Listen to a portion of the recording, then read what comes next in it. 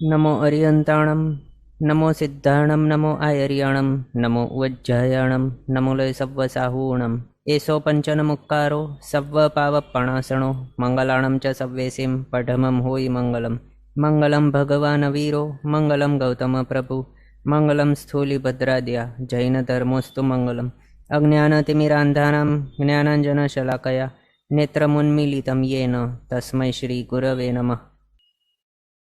આપણો વિષય ચાલી રહ્યો છે શ્રી બૃહદ સંગ્રહણી ગ્રંથ 12મી સદીના મહાચાર્ય શ્રી ચંદ્રસુરી સ્વાજી મહારાજા સાહેબ દ્વારા વિરચિત આ શ્રી બૃહદ સંગ્રહણી ગ્રંથની અંદર આપણે 4 ગતિની અંદર ભમી રહેલા એવા જીવોને વિશે 34 એવા અલગ અલગ દ્વારોની અંદર વિચારણા કર્યા બાદ શ્રી દંડક પ્રકરણની ગાથાઓ આ ગ્રંથની અંદર આવેલી હોવાથી શ્રી દંડક પ્રકરણની અંદર જે પ્રમાણે ગ્રંથકારશ્રીએ બતાવે છે 24 દંડકોની અંદર વર્ગીકરણ કરીને બતાવ્યું છે 4 ગતિના જીવોને અને એ 24 દંડકોને વિશે અલગ અલગ એવા 24 દ્વારોની અંદર વિચારણા કરીને બતાવી છે।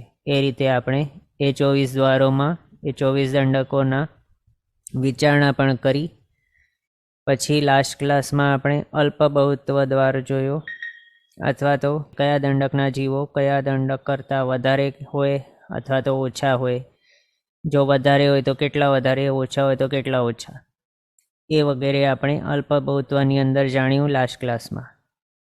એના બાદ એ જોઈએ કે શાસ્ત્રકાર ભગવંતોએ આપણને એ બતાવ્યું છે કે આપણા બધા જનો જીવ છે તે કેવો છે, અનાદિકાળથી આ સંસારની અંદર ભ્રમણ કરી રહ્યો છે અને એ ભમતા ભમતા ભમતા આજે આપણને આ મનુષ્ય ભાવ મળેલું છે।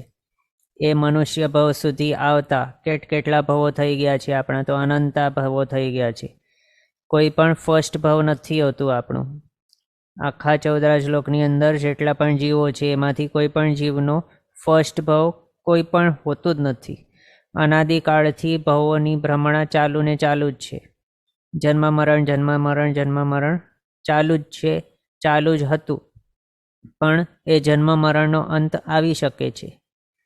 તો ફર્સ્ટ ભાવ નથી કોઈનો પણ, તો પછી ફર્સ્ટ શું કહી શકાય? ફર્સ્ટ ભાવ તો હોતું જ નથી, પણ ફર્સ્ટ સ્થાન હોય છે। આપણા 14 લોકના જે પણ જીવો છે આપણે બધા, આપણું પણ ફર્સ્ટ સ્થાન હતું। કયું હતું? તો અવ્યવહાર રાશિની સૂક્ષ્મ નિગોદ, એ હતું આપણું ફર્સ્ટ સ્થાન। એ સ્થાનની અંદર આપણા અનંતા અનંતા અનંતા ભવો થઈ ચૂક્યા છે।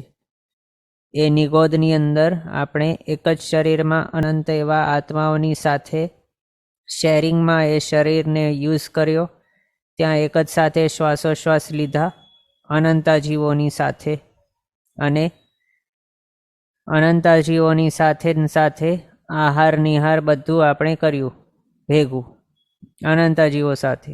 એવા કેવા કેટલા ભવો કર્યા છે આપણે?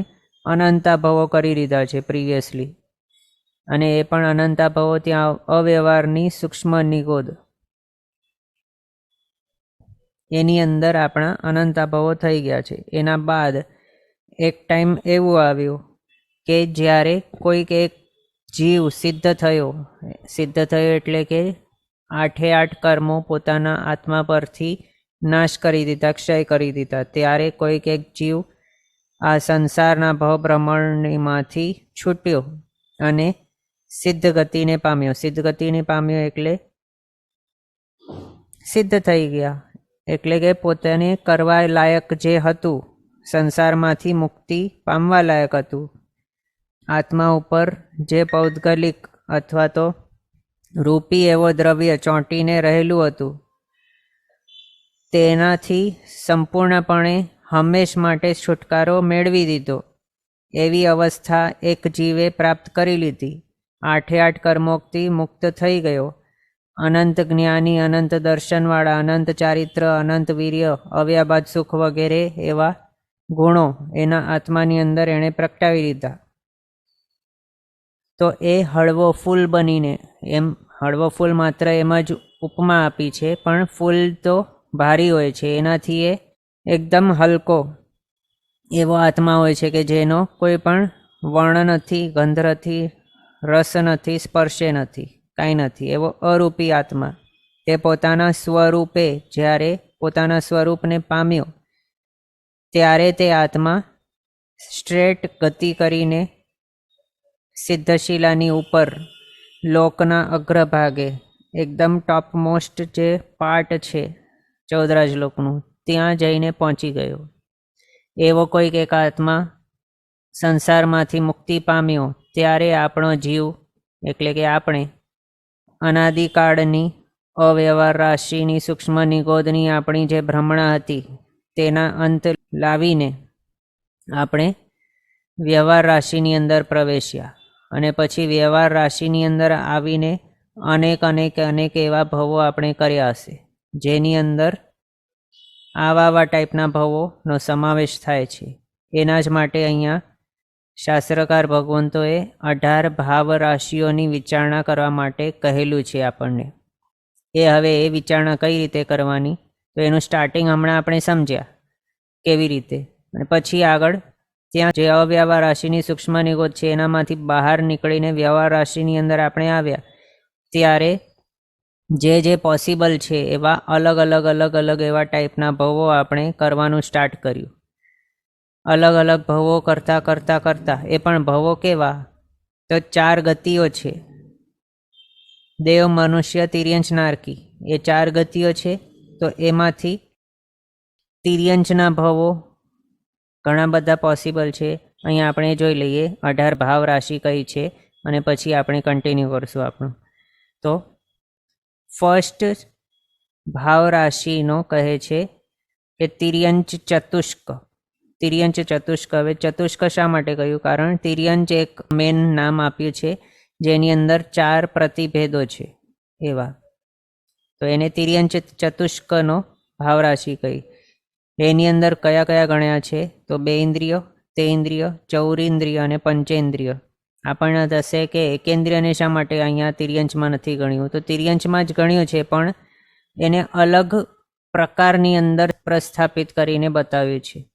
કાય અને અગ્રબીજ, આની અંદર પણ તિર્યંચ આવે છે. આ તિર્યંચમાં એને ગણ્યું નથી, પણ તિર્યંચના જ પ્રતિભેદો કહી શકાય એવા કાય અને અગ્રબીજની અંદર બાકીના જે એકેન્દ્રિયો છે એ બધા અહીંયા બતાવે છે અલગથી.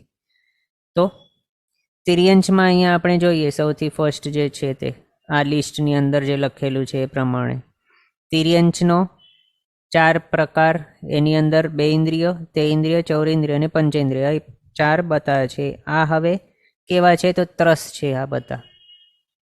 ત્રસ એટલે ત્રસ કોને કહેવાય?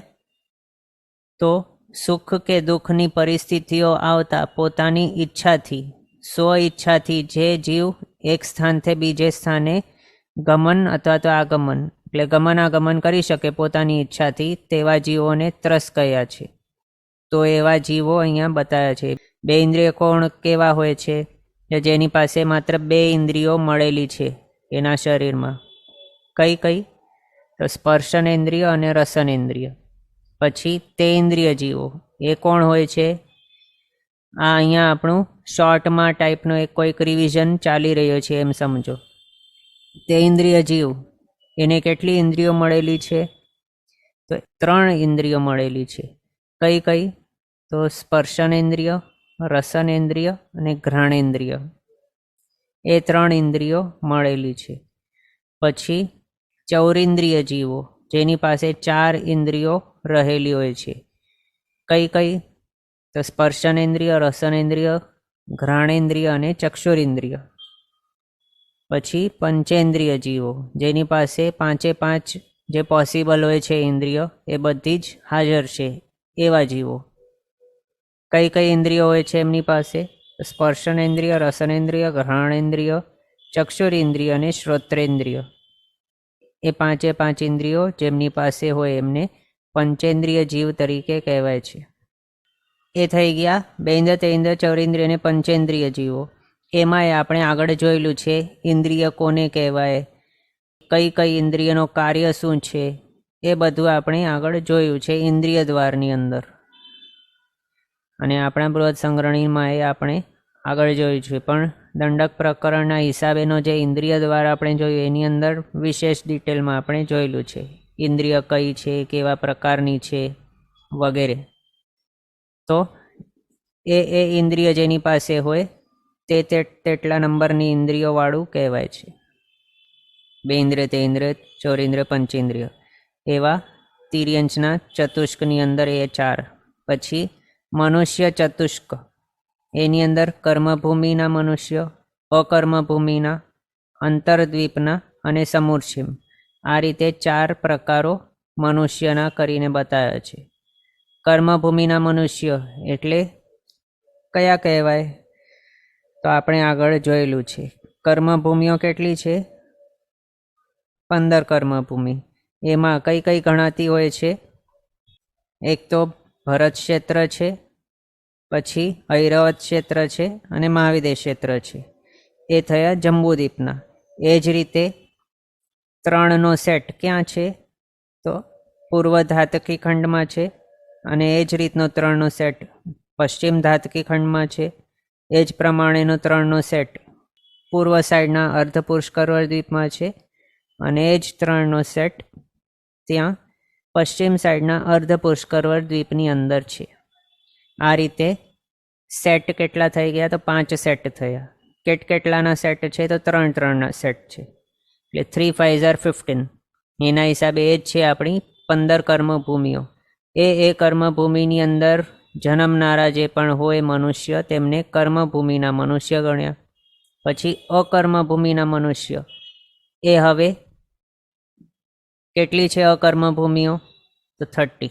રાઈટ આન્સર આવે છે નીતાબેન મારું. ઓકે, અનુમોદના. અકર્મભૂમિઓ 30. એ હવે કઈ કઈ છે? તો એમાં 6-6ના સેટ છે. કયા કયા 6?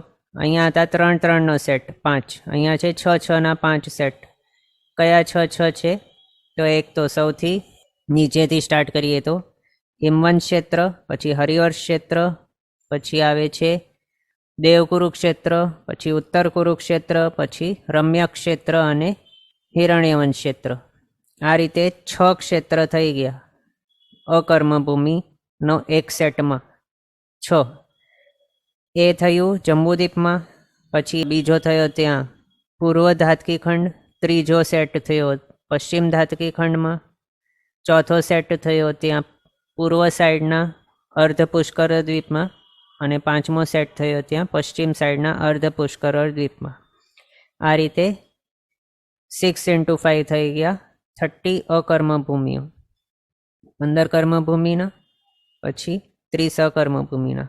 અંતરદ્વીપ ક્યાં છે? અંતરદ્વીપો તો 56, 56 છે અંતરદ્વીપો. એ પણ લવણ સમુદ્રની અંદર રહેલા છે, અને એની દાઢાઓ નીકળેલી હોય છે. ક્યાંથી નીકળે છે? તો જંબુદ્વીપનો જે લઘુ હિમવંત પર્વત છે ત્યાં પૂર્વ સાઈડ અને પશ્ચિમ સાઈડ. આ લઘુ હિમવંત પર્વત જો સમજો આ રીતે છે, તો એના પૂર્વ સાઈડ આ રીતે દાઢા નીકળે છે, અને પશ્ચિમ સાઈડે આ રીતે દાઢા આપણે જોયેલી છે નીકળ. અને પછી શિખરી પર્વત જે છે ત્યાં ઐરવત ક્ષેત્રની પાસે, તેની અંદરથી પણ પૂર્વ સાઈડ 2 દાઢા અને પશ્ચિમ સાઈડે 2 દાઢા આ રીતે નીકળેલ છે. એટલે ટોટલ આ જો પૂછવામાં આવે કે લઘુ હિમવંત પર્વતમાંથી કેટલી દાઢાઓ નીકળેલ છે, તો 4. પૂર્વ સાઈડ 2, પશ્ચિમ સાઈડ 2. એ જ રીતે શિખરી પર્વતથી પણ ટોટલ 4. ટોટલ દાઢાઓ ગણીએ તો કેટલી થઈ ગઈ? 8 થઈ ગઈ. તો એ જે છે અંતરદ્વીપો તે ક્યાં રહેલા છે? તો આ દાઢાઓને ત્યાં રહેલા છે. એના પર દરેક દાઢા પર 7-7 અંતરદ્વીપો રહેલા છે. 7 8 56. એ રીતે 56 અંતરદ્વીપો. તો એ અંતરદ્વીપની અંદર રહેલા જે મનુષ્ય છે ત્યાં જન્મનારા, તેને અહીંયા ચતુષ્કના 3જા પાર્ટની અંદર ગણ્યો છે. પછી ચોથો પાર્ટ છે સમૂર્છિમ મનુષ્ય. સમૂર્છિમ મનુષ્ય છે તે કેવા આપણે જાણેલા છે? તે કમ્પલસરી અપર્યાપ્તા જ હોય છે. અપર્યાપ્તા એટલે પોતાની સ્વયોગ્ય જેટલી પર્યાપ્તિઓ છે. મનુષ્યને કેટલી પર્યાપ્તિઓ સ્વયોગ્ય હોય છે? તો 6 તો 6 પર્યાપ્તિઓ જેની સ્વયોગ્ય છે, પણ જે પોતાની સ્વયોગ્ય પર્યાપ્તિ પૂરી કર્યા વિના જ અપર્યાપ્ત અવસ્થાની અંદર જ મૃત્યુ પામી જાય છે, અથવા તો સ્વયોગ્ય પર્યાપ્તિઓ પૂરી કર્યા વિના જ જે મૃત્યુ પામી જાય છે તેને અપર્યાપ્તા કહેવાય છે. તો એવા અપર્યાપ્ત હોય છે આ સમુચ્ચિ મનુષ્ય. કમ્પલસરી તિર્યંચોમાં આપણે બંને પ્રકારના જોયેલા છે. તિર્યંચો પર્યાપ્ત પણ હોય અને અપર્યાપ્તા પણ હોય છે. એ રીતે મનુષ્ય જો ગર્ભજ હોય તો ગર્ભજ મનુષ્ય પણ પર્યાપ્તા પોસિબલ છે અને અપર્યાપ્તા પણ પોસિબલ છે. પછી તિર્યંચોની અંદર એકેન્દ્રિય, બૈન્દ્રિય, ચૌરેન્દ્રિય, પછી પંચેન્દ્રિય તિર્યંચો, એ બધા પર્યાપ્તા અને અપર્યાપ્તા પોસિબલ છે. પણ મનુષ્યની અંદર જો જોઈએ આ સમુચ્ચિમ પ્રકારનો જે મનુષ્ય છે તે માત્ર ને માત્ર અપર્યાપ્તા જ હોય છે. અપર્યાપ્ત એટલે લબ્ધિ અપર્યાપ્ત. લબ્ધિ અપર્યાપ્ત એટલે જેનો અપર્યાપ્ત નામકર્મ ઉદયમાં છે એવા, કે જે કમ્પલસરી પોતાની સ્વયોગ્ય પર્યાપ્તિ પૂરી કર્યા વગર જ મૃત્યુ પામવાના છે એવા હોય છે સમુચ્ચિ મનુષ્ય. જેમનું શરીરની અવગાહના કેટલી કરેલી છે? તો અંગુલના અસંખ્યાતમાં ભાગ જેટલી. એને આપણે જોઈ શકતા નથી. કેવલી ભગવંતો, વિશેષ જ્ઞાની ભગવંતો એવા જે હોય છે તેઓ જોઈ શકે છે. અને એમનું આયુષ્ય પણ કેટલું હોય છે? અંતર્મુહૂર્તનો માત્ર હોય છે, બસ. એવા હોય છે સમુચ્ચિમ મનુષ્યો. અને આપણી એ વાત ચાલુ હતી કે અપર્યાપ્ત ને અપર્યાપ્ત કોણ કેવા હોય છે. તો હા, એના ઉપરથી આપણે દેવો અને નારકીઓને વિશે પણ રિવાઇઝ કરી લઈએ. દેવો અને નારકીઓ કેવા હોય છે? તે કમ્પલસરી પર્યાપ્તા જ હોય છે. કોઈ પણ દેવ કે કોઈ પણ નારકી અપર્યાપ્ત અવસ્થાની અંદર મૃત્યુ નહીં પામે. ક્યારે પણ એવું નહીં હોઈ શકે કે કોઈક દેવતા અપર્યાપ્ત અવસ્થાની અંદર જ મૃત્યુ પામી ગયો, અથવા તો કોઈ નારકી છે તે ત્યાં ઉત્પન્ન થયો નરકની અંદર અને અંતર્મુહૂર્તની અંદર જ તેનું મૃત્યુ થઈ ગયું. અપર્યાપ્ત નામકર્મના ઉદયવાળો નારકી હતો, એવો ક્યારે પણ હોઈ જ નહીં શકે. કોઈ પણ દેવ અને કોઈ પણ નારકી હોય તો તે કમ્પલસરી પર્યાપ્તા નામકર્મના ઉદયવાળો જ હોય છે એ ભાવની અંદર. એટલે પર્યાપ્તિ પોતાની સ્વયોગ્ય છ પૂરી કરે જ અને પોતાનું સંપૂર્ણ આયુષ્ય ભોગવીને પછી જ એમનું મૃત્યુ પોસિબલ છે. એવા દેવોને નારકીઓ હોય છે. હા, તો આપણે મનુષ્યના ચતુષ્કને જોયું. પછી કાય ચતુષ્ક, એની અંદર કયા કયા ગણ્યા છે? પૃથ્વીકાય, અપકાય, તેવકાય અને વાયુકાય. આ 4 ગણ્યા છે. કાય શા માટે બતાવ્યું છે? તે પૃથ્વીકાય એ વર્ડ ઉપરથી આપણને 2 મિનિંગ સમજી શકાય. એક તો કેવો કે પૃથ્વી જેનો શરીર છે એને કહ્યું છે પૃથ્વીકાય. કાયના 2 મિનિંગ થાય છે, એક તો શરીર અને બીજો સમૂહ. તો પૃથ્વીકાયનો એક મિનિંગ શું થાય? કે પૃથ્વી જેનો શરીર છે અથવા તો જેનો શરીર પૃથ્વી છે એને પૃથ્વીકાય કહ્યું. એ જ રીતે અપકાય, અપ એટલે કે પાણી. તો અપકાય કોને કહેવાય? કે પાણી જેનું શરીર છે અથવા તો જેનું શરીર પાણી છે એને અપકાય કહ્યું. તેવકાયને આ મિનિંગથી જાણી લઈએ તો તેવું એટલે કે અગ્નિ. તો અગ્નિ જેનો શરીર છે અથવા તો જેનું શરીર અગ્નિ છે અથવા તો અગ્નિરૂપી શરીરવાળા એવા જે જીવો તેને તેવકાય કહ્યા. પછી વાયુકાય. તો વાયુકાય એટલે કેવા? તો વાયુ જેનું શરીર છે અથવા તો જેનું શરીર વાયુ છે એવા જીવો વાયુકાય કહ્યા. હવે બીજા અર્થે જોઈએ તો પૃથ્વીકાય સમૂહના રૂપે જોઈએ. કાય એટલે સમૂહ, એ બીજો અર્થ આપણે જાણ્યું. તો એના રીતે આપણે આનો મિનિંગ જોવા ટ્રાય કરીએ તો પૃથ્વીમય શરીરના જીવોવાળા સમૂહ જે હોય છે તેને પૃથ્વીકાય કહ્યું. અપકાય એ શું? તો પાણીના જીવોના સમૂહને અપકાય કહ્યું. પછી અગ્નિના જીવોના સમૂહ તે છે તેવકાય અને વાયુના જીવોનો સમૂહ તે છે વાયુકાય. આ રીતે પૃથ્વીકાય, અપકાય, તેવકાય, વાયુકાય જાણ્યા. પછી વનસ્પતિકાય ક્યાં ગયો? તો તેનો સમાવેશ અહીંયા અગ્રબીજનો જે કેટેગરી છે એની અંદર કહ્યું છે. સૌથી પહેલાં એક ફર્સ્ટ પાર્ટમાં અહીંયા બતાવે છે મૂળ બીજ. તો મૂળ બીજ એટલે શું? એમાં જે એવા હોય છે વનસ્પતિઓ કે જેમના મૂળ વાવવાથી એ ઉગે એને કહ્યું છે મૂળ બીજ. આ વર્ડ ઉપરથી આપણે એમ અમુક સમજી શકીએ કે જેના મૂળિયા એ બીજ રૂપે એક્ટ કરે. બીજ એટલે કે સીડ, કે જેનાથી નવો બીજો ઉગી જાય પ્લાન્ટ, એને આપણે બીજ કહેતા હોઈએ. તો જેના મૂળિયા બીજ રૂપે એક્ટ કરે એને મૂળ બીજ કહ્યું. એક્ઝામ્પલ માટે કદલી એટલે કે કેળાના. પછી સ્કંધ બીજ એટલે કે જેની ડાળી વાવવાથી ઉગે, અથવા તો જેની ડાળી બીજ રૂપે એક્ટ કરે એવી કેટેગરીવાળા, જેમ કે અરણિક અથવા તો શલ્લકી એ પણ. પછી અગ્રબીજ, અગ્રબીજ એટલે જેના અગ્રભાગને વાવવાથી એ ઉગે પાછા એવા, જેમ કે કોરિન્ટ અને નાગવલ્લી એક્ઝામ્પલ માત્ર. એવા ઘણા બધા હોય છે. પછી ચોથો ટાઈપ છે પર્વ બીજ, જેના પર્વોને વાવવાથી એ ઉગે પાછા, જેમ કે શુગરકેન એટલે કે શેરડી, પછી વાંસ, નેતર વગેરે એવા. અહીંયા માત્ર આટલા જ પ્રકાર બતાવ્યા. આના ઉપરથી આપણે બીજા બધા જ સમજી લેવાના, વનસ્પતિકાય જેટલા પણ પોસિબલ છે. પછી નેક્સ્ટ દેવ અને નારકી.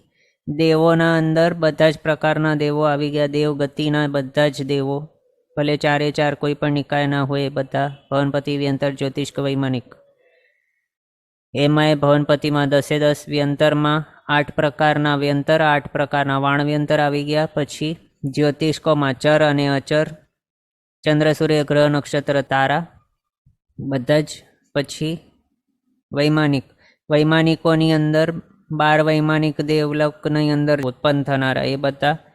નવલોકાંતિક, પછી કિલ્બિશિક 3, નવગ્રહવેયક, 5 અનુત્તર વગેરે બધા જ વૈમાનિકોની અંદર જાણો. એ બધા જ મળીને દેવગતિવાળા જીવો એ સમજવાના. પછી નારકીઓ સાથે સાત નરકની અંદર ઉત્પન્ન થનારા એવા, જેનો પાપોદય થયેલો છે એવી દુર્ગતિને પામનારા એવા જે નારકીઓ, તેને અહીંયા સમાવેશ સમજવા.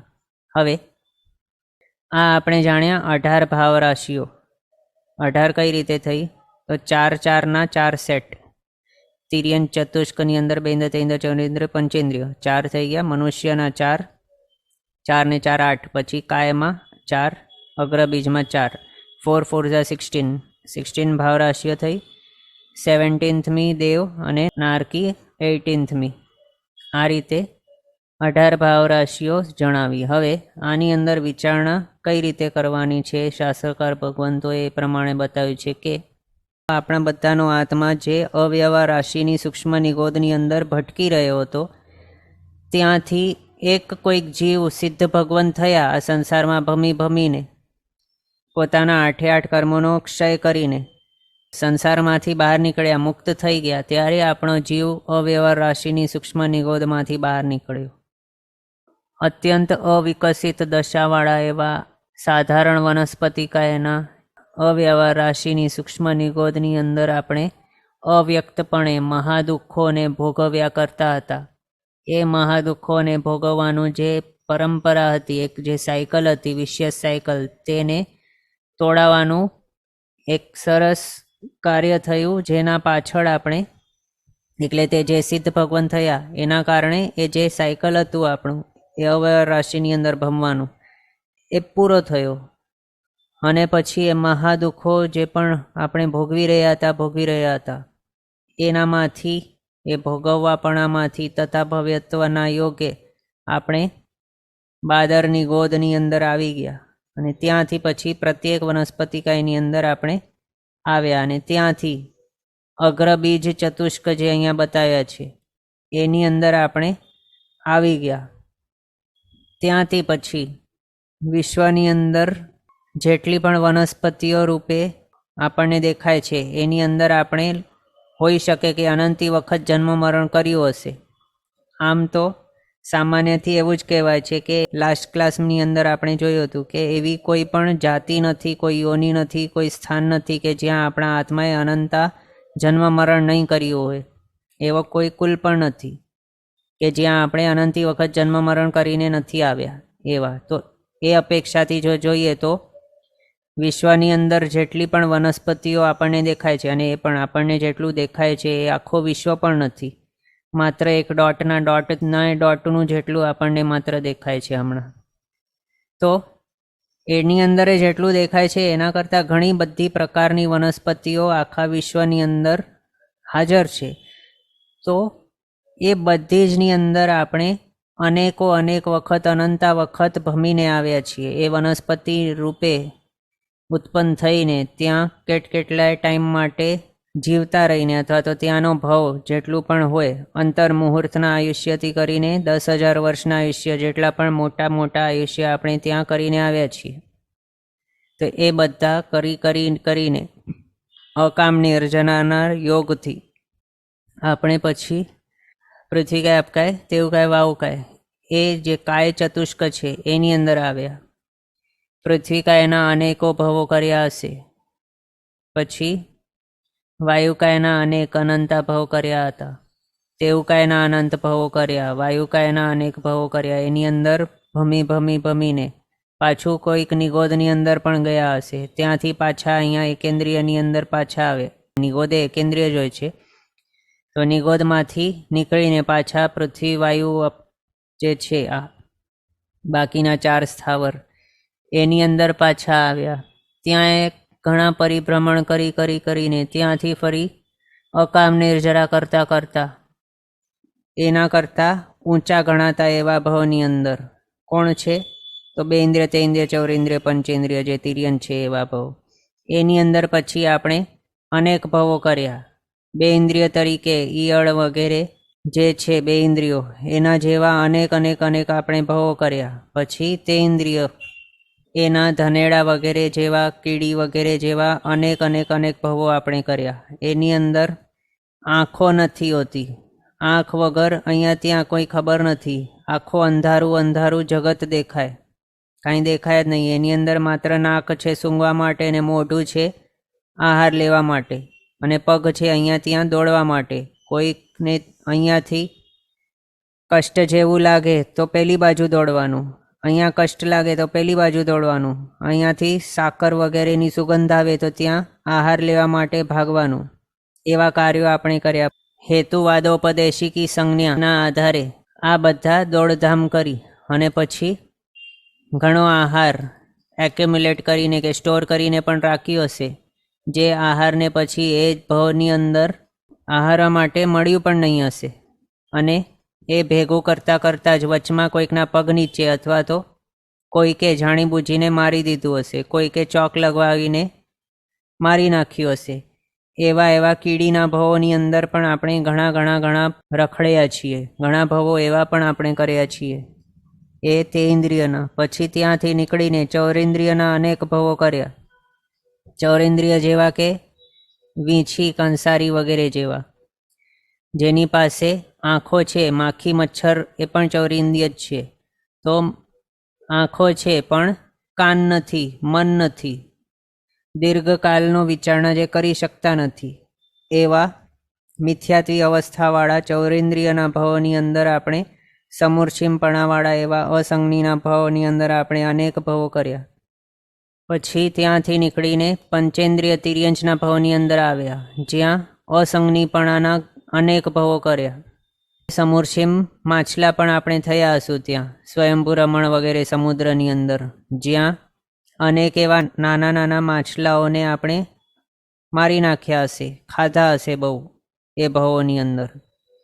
આગળ જઈને માછલા છે, પછી ઉર પરિસર, ભુજ પરિસર, ચતુષ્પદ વગેરે એવા, ગાય વગેરે જેવા, સિંહ, ચિત્તા વગેરે, સર્પ જેવા અસંજ્ઞીપણાના ભવો આપણે ઘણા કર્યા હશે. એના બાદ સંજ્ઞી પંચેન્દ્રિય તિર્યંચના ભવોની અંદર આપણે ઘણા ભમ્યા હશું. પશુ પક્ષી ઘણા બન્યા હશું, કાગડા વગેરે, પછી ઈગલ, સમડી એવા ભવોની અંદર આપણે ઘણા બીજા નાના જંતુઓ, પક્ષીઓના વધ કરીને તેનો આહાર કર્યો હશે. હન્ટિંગ, અહીંયા ત્યાં માત્ર બીજા પશુઓને કઈ રીતે મારવું, એનો શિકાર કઈ રીતે કરવું, અહીંયા છુપીને તેને કઈ રીતે ફસાઈ દઉં, એ બધા વિચારો ઘણા આપણા ચાલ્યા. એવા ભવોની અંદર અનેક બીજા જીવોની હિંસા આપણે કરી છે. એવા હિંસક પ્રાણીઓ આપણે ઘણી વખત બન્યા છીએ. એ હિંસક પંચેન્દ્રિય એવા જીવો, આમ પંચેન્દ્રિય જ હિંસકો એવું જરૂરી નથી, પણ 2 ઇન્દ્રિય, 3 ઇન્દ્રિયો, 4 ઇન્દ્રિયો એ બધા પણ પોતાથી જે હીન એવા હોય એનો શિકાર કરતાં કરતાં જ આગળ વધતા હોય છે. આ બધા જ જે પણ હોય છે તિર્યંચો, 2 ઇન્દ્રિય હોય, 3 ઇન્દ્રિય, 4 ઇન્દ્રિય, પંચેન્દ્રિય, એ બધા પણ સૌથી વધારે હિંસક અથવા તો સ્ટ્રેટેજી બનાવીને જે ઘાત લગાવતા હોય છે, આ બધાની અંદર આપસમાં કમ્પેર કરીએ તો એ છે સંઘની પંચેન્દ્રિય જીવો, તિર્યંચો એવા. તો એવા ભાવો પણ આપણે અનેકો કર્યા છે. આમ જે લાસ્ટ ક્લાસની અંદર જોયું એના હિસાબે આપણે એવા અનંતા ભાવો કરીને આવ્યા છીએ. અનંતી વખત આપણે સિંહ, ચિત્તા વગેરે બન્યા છીએ. એ બધા ભાવોની અંદર આપણે ઘણી ઘણી હિંસાઓ કરી છે. માત્ર હિંસાના જ વિચારો કર્યા છે. આખા 24 કલાક એમ કહી શકાય. સપનામાં એ હિંસાના વિચાર, આવતીકાલે શું મળશે વગેરે. આ માર્ગ છે એના ઉપરથી કોઈક અમુક સિઝન થઈ છે એટલે એ સિઝનની અંદર આ માર્ગ ઉપરથી સમજો કે બળદો અથવા તો વિલ્ડર બીસ્ટ કે એવા જે કહેવાય એમનું જવાનું અથવા તો માઇગ્રેશન પીરિયડ સ્ટાર્ટ થવાનું છે. એટલે હવે એ માર્ગની આજુબાજુ જે ઝાડીઓ રહેલી છે ત્યાં છુપાઈ જવું, પોતાના ઝુંડની સાથે અથવા તો પોતાનો જે છે આખો સમૂહ એની સાથે, અને અનેક એવી સ્ટ્રેટેજીઓ બનાવીને તેના શિકારો વગેરે કરે. એટલે આવા તો ઘણા બધા આપણે આગળ કરીને આવ્યા છીએ. જે વિચારીએ તો પણ આપણને અરેરાટી થઈ જાય એવી એટલી હિંસાઓ આપણે આગળ કરીને આવ્યા છીએ. એના બાદ મનુષ્ય ચતુષ્ક એની અંદર પહોંચ્યા. એટલે કે ત્યાં કર્મભૂમિના મનુષ્ય, અકર્મભૂમિના મનુષ્ય, અંતર્દ્વીપના મનુષ્ય, સમૂર્ષિમ મનુષ્ય એવા ભાવો આપણે અનેક કર્યા હશું. એમાં એ સમૂર્ષિમ મનુષ્યની અંદર તો અસંગની જ હોય છે. માત્ર અંતર્મુહૂર્તનું આયુષ્ય, 3 પર્યાપ્તિઓ પૂરી કરીને અવશ્ય તેનું મરણ થવાનું જ હોય છે. એવા હોય છે અપર્યાપ્તા જીવો બધા. આહાર પર્યાપ્તિ, શરીર પર્યાપ્તિ ને ઇન્દ્રિય પર્યાપ્તિ, આ 3 પર્યાપ્તિઓ પૂરી કરીને શ્વાસોશ્વાસ પર્યાપ્તિ પૂરી કર્યા વિના જ લબ્ધિ અપર્યાપ્ત જીવો બધા મૃત્યુ પામી જતા હોય છે. એવું જ હોય છે સમૂર્ષિમ મનુષ્યનું જીવન. ઉત્પન્ન થયા અને તરત જ 3 પર્યાપ્તિ પૂરી કરી ન કરી અને મૃત્યુ. એવું એની અંદર જન્મનું એ કેટલું બધું દુઃખ હોય છે, તો મરણનું એ કેટલું બધું દુઃખ હોય છે. એવા દુઃખો નાના માત્ર આયુષ્ય પૂરું કરવા માટે જન્મ્યા અને એટલું નાનું આયુષ્ય અંતર્મુહૂર્તની અંદર જ મૃત્યુ પામી ગયા. એટલે કે એમ જો વિચારીએ તો એક અંતર્મુહૂર્તની અંદરના સમયગાળામાં જ જન્મનું એ દુઃખ અને મરણનું એ દુઃખ થયું. એ અતિશય વધારે દુઃખ કહેલું છે. એટલા બધા દુઃખો આપણે સહન કર્યા સમૂર્ષિમ મનુષ્યોના ભવોની અંદર. પછી કર્મભૂમિની અંદર આપણે મનુષ્યપણે જન્મ્યા, જેની અંદર અનાર્ય દેશની અંદર આપણે જન્મી ગયા, જ્યાં અનાર્ય એવા હશું આપણે. એ પણ કસાઈ વગેરે જેવા કે કોઈક મોટો સૈન્ય હશે, કોઈક મ્લેચ્છોનું, એની અંદર સૈનિક તરીકે પણ હશું આગળ, અથવા તો સેનાપતિ પણ હોઈ શકીએ, કંઈ નહીં શકાય કંઈ પણ, અથવા તો કોઈક હિંસક શિકારી એવા પણ હશું, અથવા તો શઠ, ચોર, લૂંટારા એવા પણ ભવો આપણે કર્યા હશું કર્મભૂમિની અંદર અનાર્ય દેશોની અંદર જન્મીને. અકર્મભૂમિની અંદર યુગલિક તરીકે અનેક ભવો કર્યા હશે. અંતર્દ્વીપની અંદર યુગલિક તરીકે મનુષ્યના અનેક ભવો કર્યા હશે. જ્યાં ધર્મ આપણને મળેલું જ નહીં હોય એવા એવા ભવો કર્યા હશે. માત્ર 4 લેશિયાઓ જ્યાં હોય છે, કૃષ્ણ નીલ કાપોતે જોઈએ 4 લેશિયાવાળા યુગલિક ભવો, એની અંદર આપણે અનેક વખત જઈને આવ્યા હશું.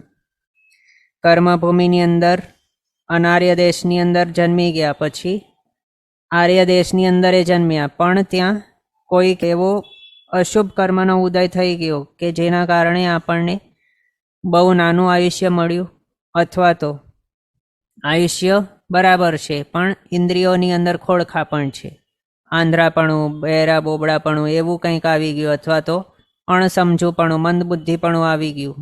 એવા ભવો પણ આપણે ઘણા બધા કરી દીધા છે. કર્મભૂમિની અંદર આર્ય ક્ષેત્રની અંદર પણ જન્મીને પછી એના બાદ આપણે આગળ વધીને જોઈએ તો હમણાં સુધી તો આપણે જૈન ધર્મ પામ્યા નથી એવા ઘણા બધા ભવો હમણાં સુધી જોયા છે, એ બધા એવા જ જાણવા. પછી જૈન ધર્મ મળેલો એવો ભવ, એટલે કે જૈન કુળની અંદર તો જન્મ મળી ગયું, પણ આપણી શ્રદ્ધા એની અંદર નથી. એવા ભવો પણ આપણા ઘણા થયા હશે કે જેની અંદર આપણે મિથ્યાત્વી જ રહ્યા હતા. એવા ભવો ઘણી વખત આપણને જૈન શાસન મળી ગયું, અને આપણે આગળ પણ ઘણી વખત એ સાંભળ્યું છે કે આખા ભવચક્રની અંદર અથવા તો હમણાં સુધી આપણને એટલા નંબરના ઓઘાઓ પ્રાપ્ત થયા હશે. ઓઘા ઉપરથી તું શું જાણવા એ બતાવીને શું કહેવા માંગે છે શાસ્ત્રકાર ભગવંતો, કે આટલા નંબરના ઓઘા મળ્યા કે જેનો ઢગલો કરવામાં આવે તો મેરુ પર્વત જેટલું મોટું ઢગલો થઈ જાય. એ બતાવ્યા પાછળ એમનું મોટિવ શું છે કહેવાનું, કે આપણે આપણા ભવ ભ્રમણની અંદર આટલા બધા વખત સરવીરતી એટલે કે દીક્ષા ગ્રહણ કરી હશે કે જે સરવીરતીના પ્રતિકરૂપ એવા ઓઘો એને આપણે જો ઢગલો કરીએ તો 1,00,000 યોજન ઊંચો એવો જે મેરુ પર્વત છે એટલો મોટો ઢગલો થઈ જાય. એટલી બધી વખત આપણે સરવીરતી ગ્રહણ કરી હશે, પણ હમણાં સુધી આપણો નિસ્તાર કેમ નથી થયો? હમણાં સુધી આપણે ભટકી કેમ રહ્યા છીએ? આમ તો આપણે એ પણ સાંભળ્યું છે કે એક જ વખત સરવીરતી કોઈ ગ્રહણ કરી દે તો પછી એના એ જ ભાવની અંદર અથવા તો 2-3 ભાવની અંદર એનો મોક્ષ થઈ જાય. તો આપણે તો બીજા બાજુ એ પણ સાંભળ્યું છે કે એટલી વખત સરવીરતી ગ્રહણ કર્યું છે કે એના ઓઘાઓનો ઢગલો કરીએ તો આખો મેરુ પર્વત જેટલું મોટું થઈ જાય. તો પછી બંનેમાંથી સાચું શું છે? જો સાચે સરવીરતી ગ્રહણ કરીને મોક્ષ પ્રાપ્ત થઈ જતું હોય તો પછી આટલી બધી વખત સરવીરતી ગ્રહણ કરવાનો મોકો કઈ રીતે મળ્યો? મોક્ષ પામીને સરવીરતી ગ્રહણ કરવાનો કોઈ પ્રયોજન જ નથી. એક વખત કોઈ જીવનો મોક્ષ થઈ જાય તો પછી એ સરવીરતી ગ્રહણ કઈ રીતે કરે? અને એને ઓઘા વગેરે એવા ઉપકરણો પણ કઈ રીતે હોય? કંઈ નહીં હોય. એને મોક્ષ પ્રાપ્ત કરી દીધું એટલે પછી પૂતગલની સાથેનો સંપૂર્ણ વ્યવહાર પૂરું થઈ ગયું. અને આ ઓઘો વગેરે જે છે સરવીરતીના ઉપકરણો એ બધું જે આપણે કહેતા હોઈએ છીએ એ બધું શું છે? પૂતગલ જ છે. તો એ બધાની સાથે એનો વ્યવહાર જ પૂરું થઈ જાય છે. તો પછી મેરુ પર્વત જેટલા ઢગલા થાય એવા એટલા નંબરના ઓઘા એ કઈ રીતે ગ્રહણ કર્યા એ કહેલું છે. તો એ રીતે કે આપણે આટલા બધા વખત સરવીરતી ગ્રહણ કર્યું હશે તો એ પણ કઈ રીતે ગ્રહણ કર્યું? સમૂર્છિમોની જેમ. સમૂર્છિમોની જેમ એટલે સમૂર્છિમને કેવા કયા છે? અસંગની કહેવાય છે, કે જેણે ઉપયોગ નથી. ઉપયોગ નથી એટલે તે જે કરી રહ્યા છે એની અંદર એનો ઉપયોગ નથી. શા માટે ગ્રહણ કર્યું છે સરવીરતી? સરવીરતી ગ્રહણ કરીને પછી શું કરવું જોઈએ વગેરે એવી કોઈ પણ ટાઈપની વિચારણા નથી. પણ એનું લક્ષ્ય ક્યાં છે? એનું એટલે કે જે દ્રવ્ય સરવીરતી અથવા તો દ્રવ્ય ચારિત્ર લઈને એટલા બધા ઓઘાઓ જેણે લીધા છે ભવચક્રની અંદર, એની વિચારણા કેવી હશે ત્યારે એની એટલે આપણી પણ કહીએ કે આપણે આટલા બધા ઓઘા આગળ ગ્રહણ કર્યા છે, આટલી બધી વખત સરવીરતી ગ્રહણ કરી છે, તો આપણું લક્ષ્ય કે આપણી નજર કઈ તરફ હશે ત્યારે? તો એ તરફ હશે કે એક્ઝામ્પલ કહીએ, અલગ અલગ ટાઈપના રીઝન્સ હોઈ શકે આપણું સરવીરતી ગ્રહણ કર્યા પાછળનું. કે મારું દોસ્તાર લઈ રહ્યો છે એટલે હું પણ લઈ લઉં. પછી મારો ભાઈબંધ અથવા તો મારો ભાઈ છે કે કોઈક સગો છે એ લઈ રહ્યો છે એટલે હું પણ લઈ લઉં. પછી બીજો કંઈક એવો કે સરવીરતી ગ્રહણ કરીએ તો એક જ દિવસના સરવીરતી અથવા તો દીક્ષાથી તે જે જીવ છે એને વૈમાનિક દેવલોકનું આયુષ્ય બંધાઈ જાય અથવા તો તે દેવલોકની અંદર જ જાય. પછી એ દેવલોકની અંદર જવાનું કે વૈમાનિક દેવપણાના ભાવનું લાલચથી સરવીરતી ગ્રહણ કરી, અથવા તો અહીંયા સંસારની અંદર આજીવિકાનું કોઈ હતું નહીં એના કારણે દીક્ષા ગ્રહણ કરી કે ત્યાં ઇઝીલી બધું જ જે શ્રીમંતો હોય છે ત્યાં પણ બધા પગે લાગે અને આવકાર આપે, બહુમાન મળે ત્યાં બહુ, એવી વિચારણા કરીને આપણે સરળવીતી ગ્રહણ કર્યું હશે. એવી તો અનેક રીઝન હોઈ શકે છે એવા, કે કોઈ પણ પૈસા કમાવાની ઝંઝટ નહીં, રહેવાની કે આવી કઈ વ્યવસ્થાઓ કંઈ કરવાની જરૂર જ નથી, કંઈ હેડેક નથી, બસ માત્ર ત્યાં જવું અને જલસા કરવાના, એવા બધા વિચારો આપણા રહ્યા હશે ત્યારે, જ્યારે આપણે સરળવીતી ગ્રહણ કરી હશે આગળ. એના જ કારણે એ આપણને ફળીભૂત થઈ નથી, કે જે પ્રમાણે એને ફલ બતાવવું જોઈએ એ પ્રમાણેનું આપણું મોક્ષનું ફલ આપણને મળેલું નથી. હજી આપણે અહીંયા જ રખડી રહ્યા છીએ સંસારની અંદર. પણ સાથે એ પણ છે કે સરળવીતી લીધા પાછળ જે પણ રીઝન રહ્યું હોય, જેવું પણ XYZ, એ લીધા બાદ જો સંયમ જીવનનો આશય બદલી ગયું હોય, જીનાજ્ઞાપૂર્વકનું થઈ ગયું હોય, ભૌતિક સુખ સંપત્તિની ઈચ્છા વગરનું થઈ ગયું હોય, તો પછી આગળ કલ્યાણ થઈ શકે છે. એટલે એવું જરૂરી નથી કે સરળવીતી લીધાનો રીઝન આપણે આગળ કહ્યું એવા બધા પ્રમાણેનું હોય તો પછી આગળ એ વેસ્ટ જ જાય, એવું કોઈ જરૂરી નથી. પણ સંયમ જીવનમાં આવ્યા બાદ આશય કેવો છે એના ઉપર મેઇન ડિપેન્ડન્ટ છે, કે કલ્યાણ થશે કે પછી શું થશે. જો ત્યાં એવા વિચારો હોત કે જિનેશ્વર ભગવંતોએ સરળવીતીનું જે માર્ગ બતાવ્યું છે એ માર્ગ ગ્રહણ કરીને પછી શું કરવા યોગ્ય છે, અથવા તો પહેલા નંબરમાં એ માર્ગ જ શાના માટે લીધો, એ માર્ગ લેવા લાયક શા માટે બતાવ્યું. તો સરળવીતીનું મિનિંગ જ શું થાય છે, સર્વ અને વીરતી એ બે વર્ડ્સથી સરળવીતી વર્ડ બનેલું છે. વીરતી એટલે કે વિરામ, કે અટકવું. ક્યાંથી, કઈ રીતે, તો સર્વથી વીરતી, બધા જ પ્રકારના સાવધ્ય વ્યાપારોનો ત્યાગ.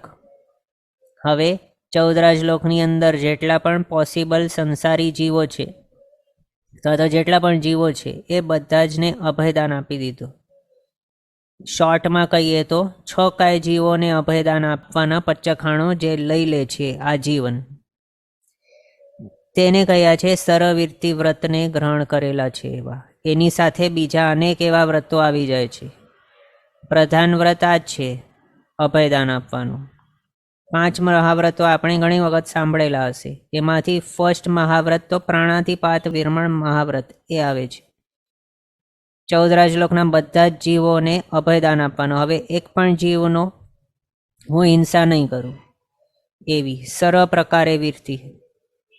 પછી સેકન્ડ જે મહાપાપ બતાવ્યું છે મૃષાવાદ, એનાથી વીરતી, કે વિરામ પામવું, કે અટકવું, કે હવે જૂઠ નહીં બોલીશ ક્યારે પણ આ ભાવની અંદર, એવું મહાવ્રત લઈ લીધું.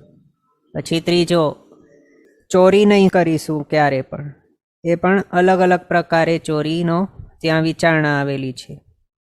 અદત્તાદાન વિરમણ મહાવ્રતની અંદર જીવ અદત્ત, ગુરુ અદત્ત વગેરે એવા ઘણી બધી પ્રકારે, કે કોઈકની માલિકીનો એના આજ્ઞા વગર અથવા તો એનાથી યાચ્યા વગર, એટલે કે એનાથી માંગ્યા વગર હું નહીં લઉં. જો કોઈકની ચીજ, સમજો કે કોઈકને ઠેકાણે આપણે ઓફિસની અંદર જતા હોઈએ, કે કોઈક ઠેકાણે આપણે જતા હોઈએ, ત્યાં ન્યૂઝપેપર પણ એમે પડેલા હોય, ત્યાંથી આપણને લેવું જોઈએ નહીં. કોઈકની રજા ત્યાંથી લેવી પડે, જે ઓફિસની અથવા તો જે માલિક છે ત્યાંના, જેનું એ પેપર પણ છે. ન્યૂઝપેપર હવે શું છે, એની કોઈ વિશેષ એવી કિંમત હોતી એ નથી, એમને એમ પડેલા હોય. ત્યાં પણ એ પૂછ્યા વગર એને અડવાનું એ નહીં એવું.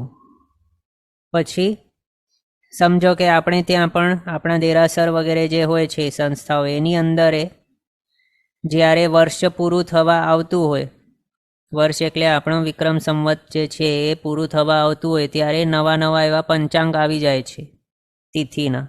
તો એની થપ્પીઓ ત્યાં પડેલી હોય, તો એને પણ કોઈને ત્યાં મહેતાજી હોય કે જે પણ ત્યાંના હોય, એમને પૂછ્યા વગર લેવાનું નહીં. પૂછ્યા વગર લઈએ તો પછી અદત્તાદાનનો દોષ લાગી જાય આપણને. એટલે એ બધું સૂક્ષ્મ બધું વિચારવું પડે. પૂછ્યા વગર કોઈની એ ચીજ લેવી જ નહીં જોઈએ. એ તો માત્ર આપણે થોડા એક્ઝામ્પલ જોયા, એવા તો અનેક અનેક પ્રકારે પોસિબલો છે. સર્વવીર્તિધર છે એમના માટે જો વિચારણા કરીએ અદત્તાદાન મહાવ્રતની અંદર, તો કેવા કેવા અનેક ટાઈપના આવી જાય. જેમ કે ગુરુ અદત્તની વિશે વિચારણા કરીએ તો એમના ગુરુ ભગવંતે જો આજ્ઞા નથી આપી કે આ લઈ આવો, અથવા તો એમને ખ્યાલમાં નથી, એમને જાણની બહાર છે કંઈક, અને તે શિષ્ય લઈ આવે એમની આજ્ઞા વગર, તો પછી એને ગુરુ અદત્ત કહ્યું. અથવા તો ગુરુ ભગવંતનો નિષેધ છે તો પણ તે લઈ આવ્યા, તો એને ગુરુ અદત્ત કહ્યું.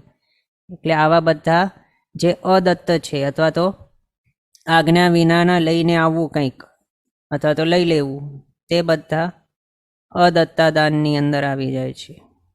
એમ પછી ચોથો બ્રહ્મચર્ય, સર્વથા બ્રહ્મચર્ય વ્રત, શીલ વ્રત એ હોય છે એમનું. પછી આગળ પાંચમો વ્રત સર્વથા પરિગ્રહ વિરમણ વ્રત, એટલે કે કોઈ પણ પરિગ્રહ લેવાનું હોતું નથી. એ એટલે ઇન શોર્ટ જો જોવામાં આવે તો સર્વવીર્તિ એટલે જે પણ પાપના સ્થાનો છે, પાપ અથવા તો પાપ કર્મના બંધના જે પણ પોસિબિલિટીઓ છે એ બધાને સંપૂર્ણપણે રોકી દીધા એવા ટાઈપનું જેમનું જીવન છે એ છે સર્વવીર્તિનું જીવન, જે ફોલો કરીને આપણને બધા જ પ્રકારના જે આશ્રવો છે પાપના એ બધાને અટકાવવું જોઈએ, સંવર કરવું જોઈએ સર્વથી. પછી જે આપણા આત્મા ઉપર લાગેલા એવા કર્મો છે એ કર્મોનો સંચયને ખાલી કરવાનું કાર્ય આપણને કરવું જોઈએ. તો જે કરવા યોગ્ય છે તે આપણે આગળના ભવોની અંદર જે સર્વવીર્તિઓ આટલી વખત ગ્રહણ કરી છે એની અંદર આપણે જીનાજ્ઞાનું પાલન નથી કર્યું. સર્વવીર્તિ લીધા પાછળનું જે કારણ છે એ કારણની અંદર જ ખોટ હતી, અને આપણે સર્વવીર્તિ ગ્રહણ કર્યા બાદ જે મહાવ્રતો લીધા એની અંદર ઘણી ખોડખાપણો આપણી રહેલી હશે, અને બહારથી એક દેખાવો અંદરથી બીજો કંઈક, એવા આપણા આચરણો રહ્યા હશે. પછી જીનાજ્ઞાપૂર્વક જે કહેલું છે, જીનેશ્વર ભગવંતોએ જે કહેલું છે એ આપણે એમની આજ્ઞાને ભલે બહારથી વ્રતો ગ્રહણ કર્યા છે પણ અંદરથી આપણો બીજું કંઈક ચાલુ છે, એવા હશે આપણા ત્યારે ભવો. પછી આગળ સર્વવીર્તિને આપણે માત્ર દેવલોકના ભવોને પ્રાપ્ત કરાવનાર એવો સાધન માન્યો હશે, પણ મોક્ષનું સાધન તરીકે નહીં ગણ્યું હશે. આપણો આશય માત્ર દેવલોકનું જ હશે, ભૌતિક સુખ મેળવવાનું જ હશે. એવા બધા ખોટા આશયો આપણે તો અહીંયા માત્ર થોડા જ કહી શકીએ, પણ એવા ઘણા ઘણા બધા પોસિબલ છે ખોટા આશયો કે જેના કારણે આપણે આગળ સર્વવીર્તિ ગ્રહણ કરી હશે અને સરસ રીતે પાલ્યું નહીં હશે, કે જેના કારણે આપણે અહીંયા જ દ્રવ્ય ચારિત્ર લઈને જ અટકી ગયા, પણ ભાવ ચારિત્ર સુધી આપણે પહોંચી નહીં શક્યા. ત્યાં સુધી પહોંચીએ નહીં તો પછી ભવભ્રમણ કઈ રીતે અટકી શકે? નહીં અટકે. સમ્યક તો એના આપણા ઠેકાણા નહીં હશે, એના જ કારણે સાચું શું ખોટું શું તે આપણને ખબર જ નહીં હતી. એ ખબર જ નહીં હોય તો પછી ભૌતિક સુખોની અંદર લેપાયા જ રહીએ, અને ભૌતિક સુખોના જ વિચારણો આવે, સપના એના જ આવે. એવી બધી ખોટી ભ્રમણાઓની અંદર આપણે ફસાઈ ગયા હશું. એના કારણે જ આજે આપણે ભટકી રહ્યા છીએ. પણ શાસ્ત્રકાર ભગવંતો એમ કહે છે કે આ ભવ આપણને મળેલું છે સમજણનું છે. સમજણ એટલે કે આપણને ખબર પડે છે કે શું કરવા લાયક છે, શું કરવા લાયક નથી, એવું જ્ઞાન આપણને શાસ્ત્રકાર ભગવંતો આપી રહ્યા છે. જીનેશ્વર ભગવંતોએ આપણને કહ્યું છે શું કરવા લાયક છે, શું છોડવા લાયક છે વગેરે ઘણું બધું તેઓ આપણને કહીને ગયા છે. આપણા અધ્યવસાય કેવા ચાલવા જોઈએ, જો આપણને મોક્ષ પામવું હોય તો શું કરવું જોઈએ, અને જો સંસારમાં ભમવું હોય, દુર્ગતિમાં પટકાવવું હોય તો પછી કેવા કેવા કાર્યો કરવામાં આવે તો દુર્ગતિ મળે. એ બધું આપણને તેઓ કહીને ગયા છે. બંને રસ્તા તેઓ આપણને બતાવીને ગયા છે. હવે આપણા ઉપર તેઓએ મૂક્યું છે કે ચોઈસ કે ડિસિઝન, આપણને સદગતિ મેળવવાની છે, પરમગતિ એટલે સિદ્ધ બનવાનું છે, મોક્ષ પામવાનું છે, કે પછી દુર્ગતિઓની અંદર સંસારમાં ભમતા રહેવાનું છે. એ બધું ડિસિઝન આપણા ઉપર છે, ચોઈસ આપણી હાથમાં છે. એટલે રાઈટ સિલેક્શન કરવાનું એ વખત છે આપણી પાસે, મનુષ્ય ભાવ મળેલું છે સમજણવાળું, એની અંદર રાઈટ ચોઈસ જો કરી લેવામાં આવે તો પછી આપણા આગળના જે પણ પોસિબલ ભાવ પ્રમાણો હોઈ શકે, અનંતા કે અસંખ્યાતા કે જેટલા પણ, એ બધાનું એક સ્ટોપ કે બ્રેક એ આવી શકે. એટલે હવે ધ્યાનમાં રાખવાનું, આ 18 ભાવ રાશિઓ બતાવવાના પાછળનું આ જ એવું કંઈક આશય હતું શાસ્ત્રકાર ભગવંતો કે ગ્રંથકાર શ્રીનો, કે આપણને દરરોજ એ વિચારવું જોઈએ કે હું કોણ છું, હું આત્મા છું, ક્યાંથી આવ્યો. તો 4 ગતિ રૂપ સંસાર છે, એની અંદર અનેક એવા અલગ અલગ પ્રકારના કોઈક એવા ભાવ મેં કર્યા હશે, પ્રિવિયસ ભાવ એવું કંઈક હશે, નારકીનો હોઈ શકે, દેવનો હોઈ શકે, તિર્યંશનો હોઈ શકે, મનુષ્યનો હોઈ શકે. એવા ભાવની અંદરથી હું આવ્યો છું. હવે મને આગળ ક્યાં જવાનું છે? તો આમ આપણે કહીએ કે મને વાયા માવિષેત્ર મોક્ષ પામવાનું છે. એવા બધા આપણે કહીએ તો મોક્ષ પામવા લાયક અથવા તો જલ્દીથી મોક્ષ મળી શકે એવી લાયકાત પણ આપણને કેળવવી પડશે. એટલે જો સમજો કે આપણને માઇન્ડમાં એવું એકદમ દ્રઢ હોય કે મને આ જોઈએ છે, અને અતિ તીવ્રતાથી અથવા તો એકદમ બર્નિંગ ડિઝાયર જો હોય એ મેળવવાની, તો પછી એના માટે આપણે બધા જ હાર્ડવર્ક કરવાનું સ્ટાર્ટ કરી લઈએ, બધી જ મહેનત એની પાછળ જ કરીએ, એના પાછળ જ એમ કહેવાય કે લાગી જઈએ દિવસ રાત્રિ એના જ માટે. એવી બર્નિંગ ડિઝાયર આપણી હોવી જોઈએ મોક્ષ પામવાની અથવા તો સંસારમાંથી છૂટવાની. આવા દુર્ગતિઓ એમ કહી શકાય, તો એનામાંથી બહાર નીકળવાની, સંસારમાંથી બહાર નીકળવાની એવી હોવી જોઈએ. તો જ પછી આપણને આગળ જઈને મોક્ષ પ્રાપ્ત થઈ શકે. એમ એ ક્વેશ્ચન છે, શુગર કેન જ્યુસ અચિત્ત હોય કે 48 મિનિટ પછી અચિત થાય? તો શુગર કેનમાંથી જ્યુસ આપણે કાઢી નાખીએ ત્યારે 48 મિનિટ બાદ તે અચિત થાય છે. શુગર કેન સચિત હોય છે, એનાથી રસ આપણે કાઢી મૂકીએ પછી અચિત થાય છે 48 મિનિટ બાદ. હા, તો આપણો આજનો સમય થઈ ગયો છે, પણ કહેવાનું ઘણું બાકી છે. આગળના પદાર્થ આપણે નેક્સ્ટ ક્લાસમાં જોશું અવસરે. જીનાજ્ઞા વિરુદ્ધ કંઈ પણ બોલાય તો મિચ્છામિ દુક્કડમ. સર્વમંગલ માંગલ્યમ સર્વકલ્યાણકારણમ પ્રધાનમ સર્વધર્માણામ જૈનમ જયતિ શાસનમ. પ્રણામ. બધા શાતામાં રહેજો, જીનાજ્ઞાપૂર્વકનું જીવન જીવજો, સર્વવીરતી તરફ આગળ વધજો અને મનુષ્ય ભાવ સફળ કરજો.